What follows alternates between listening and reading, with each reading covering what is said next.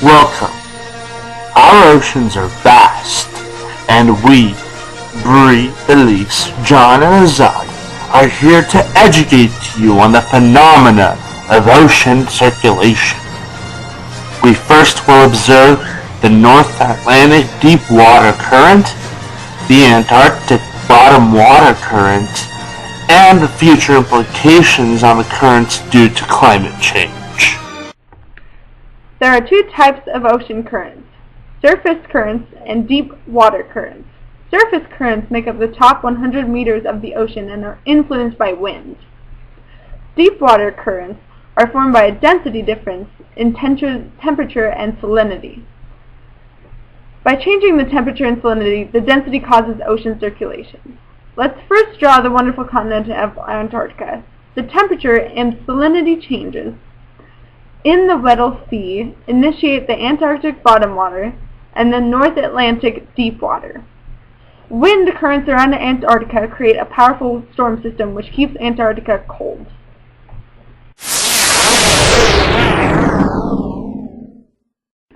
The wind circulating around the continent is what cools the air temperatures to freeze the water surface. Once the water reaches -2 degrees Celsius, the ice starts to form.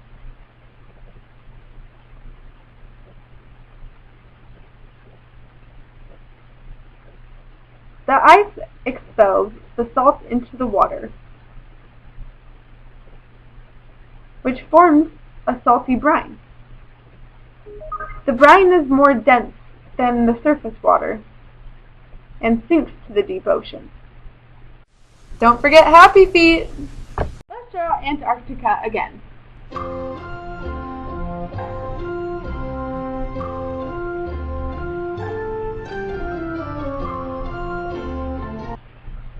The AABW forms along the continental shelf of Antarctica by the process of freezing new ice under the edges of the Antarctic ice sheet. The salts are expelled from the freezing ice, and this produces an increase in density. The AABW water mass is the densest water mass in the world's oceans.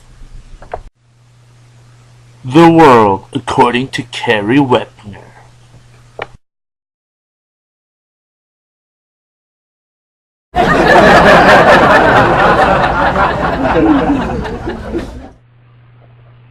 Now, let's draw the actual world. We're going to label two of the currents, the Antarctic bottom water and the North Atlantic deep water current. Don't forget Madagascar.